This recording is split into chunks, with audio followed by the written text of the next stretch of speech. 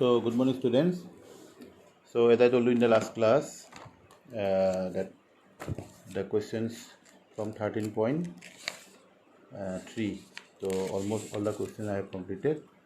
So, some questions I left for you so that you can complete, I think, 7, 8, 9, 11. But if you have got some problem regarding these questions, so you can discuss with me. And similarly, accordingly, you have to go for example from 16 to 21. But there are two questions where I want to give some hints, give some how to start a question. तो हम दो question में example दो example ऐसा है कि जो काफ़ी इम्पोर्टेंट है, तो हम इसमें तुम लोग को थोड़ा सा स्टार्टिंग हम बता सकते हैं कि कैसे इसको स्टार्ट करना है. At least I can go for the starting. तो हम उसमें सर स्टार्टिंग को थोड़ा बताएगा, बाकी एंडिंग टर्म नहीं बताएगा, तो तुम लोग फाइनली इसको कंप्लीट करना. तो ये क्वेश्चन जो है ये एक लेबोरेटरी टेस्ट का जो क्वेश्चन था उसका विषय ही है.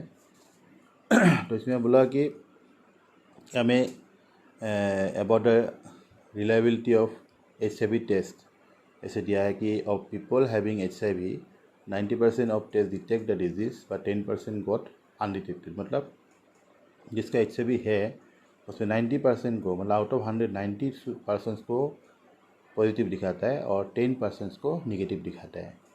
और पीपल फ्री ऑफ HIV, जिसका HIV नहीं है, तो उसमें भी क्या होता है कि 99% निगेटिव दिखाता है, लेकिन 1% पॉजिटिव दिखाता है. इसका मतलब आउट ऑफ 100 जिसका नहीं है उसमें भी एक को HIV है बोल के दिखाता है. ठीक है. तो इसमें अभी हम लोग को बोला है कि from A population of which only 0.1% have HIV.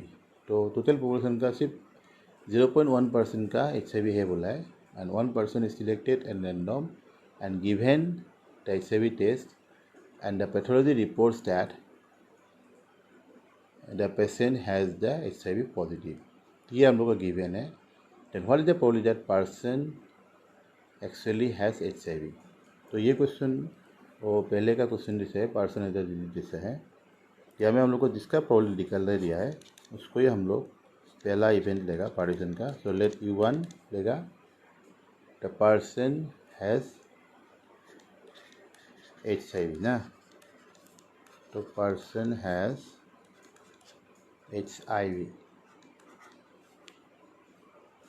तो काम कर सकते हैं इसको. the person has HIV.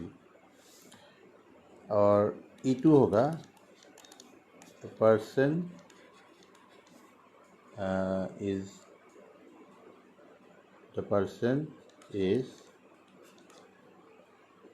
free of HIV. तो एक तो फ्री हो गया कि person is free of HIV, another one is person has HIV. और एक क्या हो गया, तो pathological reports that the person has HIV positive. Pathologist reports. तो pathologist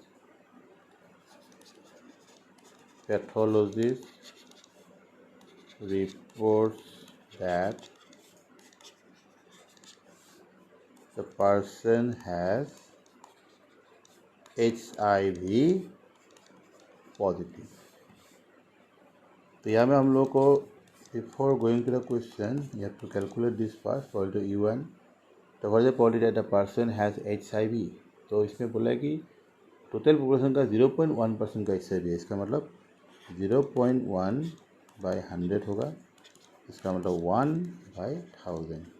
that means out of 1000% 1% का HIV पॉजिटिव है. तो कितना का नहीं है, 999 है free of HIV out of 1000. So that is positive E2 होगा. अभी हमको निकालना है positive A given U1. A given U1 का मतलब probability of getting HIV positive given that the person has HIV. जब HIV है तो पॉजिटिव कितने का दिखाता है कि 90% को पॉजिटिव दिखाता है. इसका मतलब जब बीमारी होगा तो 90% का पॉजिटिव आता है. इसका मतलब 90% होगा probability. So it will be 9/10. Then A given E2 क्या होगा, probability of getting HIV positive and given that the person is free of HIV. तो in case of people free of HIV 99% test are just negative, मतलब 99% negative आता है, तो 1% का positive आता है। इसका मतलब सिर्फ 1% होगा, तो 1/100 only 1% is shown as positive in case of when the person is free of HIV। 100 में से 1 को पॉजिटिव दिखाता है। तो यही है। अभी इसका बाद तुम लोग को क्या निकालना है, U1 given A, and that is directly by formula you know how to find out, so that you can solve। तो ये है एक्टिंग का idea. Now you can easily proceed for that. उसके बाद हम दूसरा क्वेश्चन जिसमें हम हिंट्स देंगे, दैट इज एग्जाम्पल 20। ये 4 इवेंट्स का होगा। This is the only question till I got having 4 events in the partition. Maybe in miscellaneous some questions they are having 4, but this is the first question till I have got।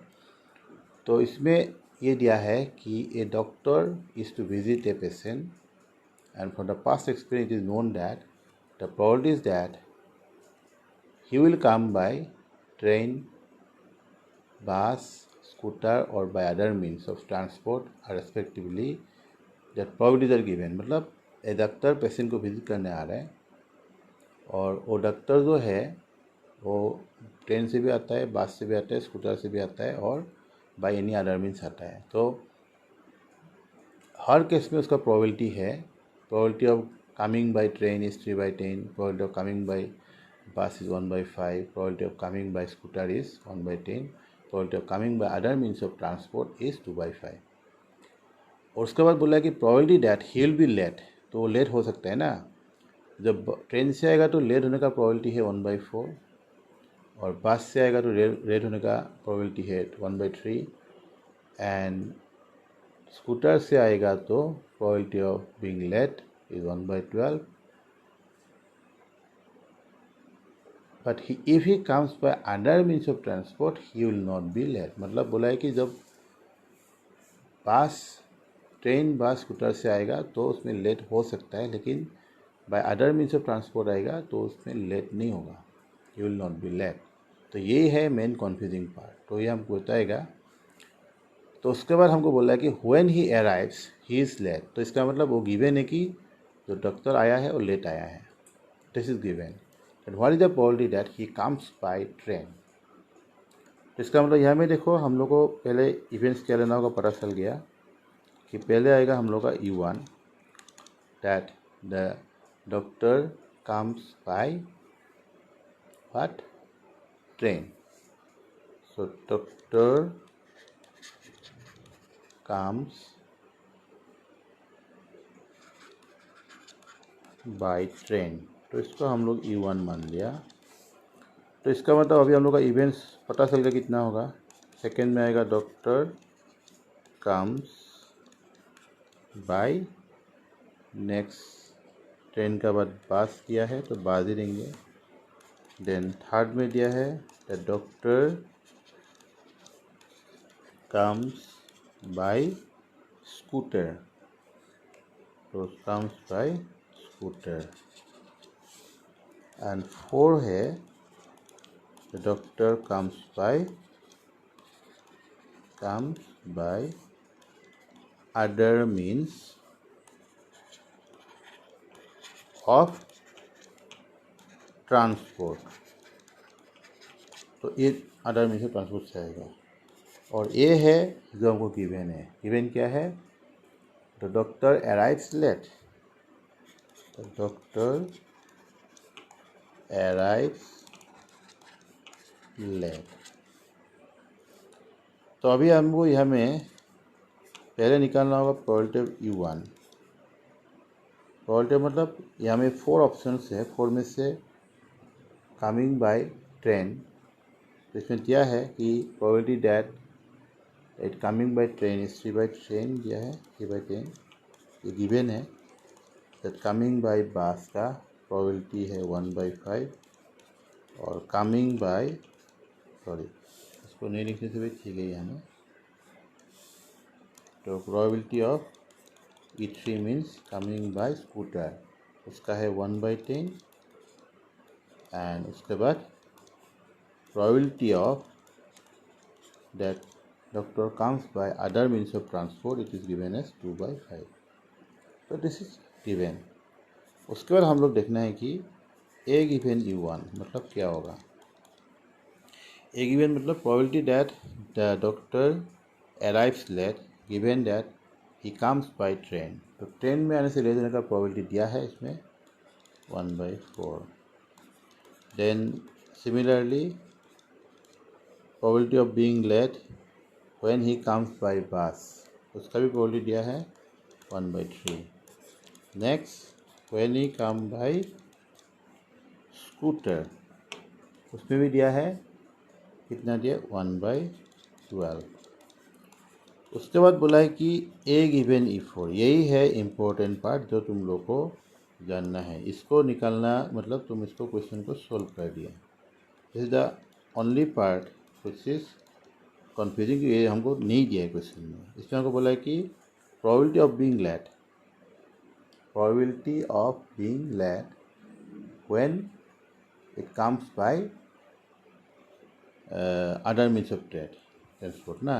तो इसमें बोला है कि जो other means of transport से आएगा तो late नहीं होगा।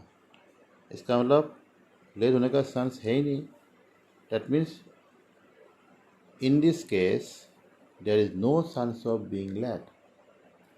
तो इसमें चांस ऑफ लेट क्या होगा, कितना परसेंट होगा 0%। 0% मतलब प्रोबेबिलिटी हो गया 0। तो ये लेट होगा ही नहीं, तो no chance of being late in this case, so therefore that probability 0। तो यही है क्रिटिकल पार्ट जो हमको निकालना है। उसके बाद बाकी क्वेश्चन कुछ है ही नहीं, डायरेक्ट फार्मूला होगा। हम लोग को निकालना है probability of U1 given A, ये हमको निकालना है। और इसके लिए तुम लोग का अभी 4 इवेंट्स है तो फार्मूला भी 4 इवेंट्स का होगा, लेकिन फार्मूला सेम है, जस्ट इवेंट्स 4 होगा। तो तुम लोग को शायद पता होगा जैसे हम बताया था, फिर भी हम दिखा देते हैं कि इसका फार्मूला कैसा होगा। लेकिन ये फार्मूला लिखने के लिए हम लोग को थोड़ा लंबा लिखना होगा क्योंकि एक लाइन में इसमें आने का चांस कम है। तो I will try to take the whole thing in one line. So let me do one thing, let me cancel equal sign here, और सॉरी इक्वल साइन हम लोग यहाँ में देंगे, ठीक है, so that I can take the whole part in one line. So let me try. तो हम लोग एक ही लाइन में लाने का कोशिश करेंगे। अरे क्या हो गया, ये पूरा गड़बड़ हो गया। हम लोग लाइन को ले आई नहीं तो डायरेक्ट कैसे आएगा, तो पूरा लाइन को हम लोग ले लिया ना। अभी हम लोग का मेन प्रॉब्लम है कि न्यूमरेटर को लिखना है, क्योंकि न्यूमरेटर में हम लोग का 4 इवेंट्स आएगा। Probability of U1 A given U1 plus probability of E2 A given E2 नहीं आएगा होगा, plus probability of E3 A given E3। तो इतना छोटा लिखने के बाद भी नहीं आ रहा है, तो उसके बाद प्रोबेबिलिटी ऑफ E4 तो हम यहाँ में लिख दिया। एक्चुअली ये कंप्लीट डिनोमिनेटर का पार्ट है, सॉरी ये गलत हो गया। तो this is probability of E4। तो ये पूरा पार्ट जो है this is the whole part in the denominator. So you can write like this. इसको हम लोग इसे ब्रैकेट देते हैं एंड न्यूमरेटर में होगा सिर्फ एक ही आएगा, probability of E1 A given E1, मतलब जितना इवेंट है उतना आएगा डिनोमिनेटर में, और न्यूमरेटर में सिर्फ एक ही आएगा जो इसमें दिया होगा। यहाँ में E2 होने से यहाँ में E2 आएगा, यहाँ में E2 होगा, यहाँ में E3 होगा, यहाँ में E3 आएगा, बाकी डिनोमिनेटर में सेम रहेगा। तो after that now you can solve because you have got all this things you need there and just to complete only.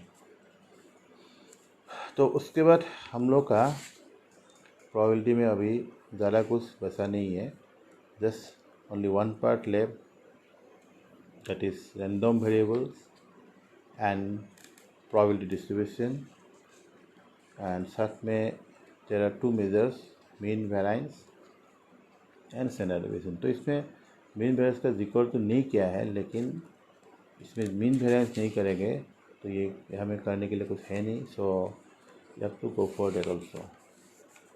तो हम ऐसा कर सकते हैं कि आज शुरू करेंगे तो इसमें काफ़ी टाइम लग सकता है, तो इसीलिए आज रैंडम वेरिएबल शुरू नहीं करेंगे।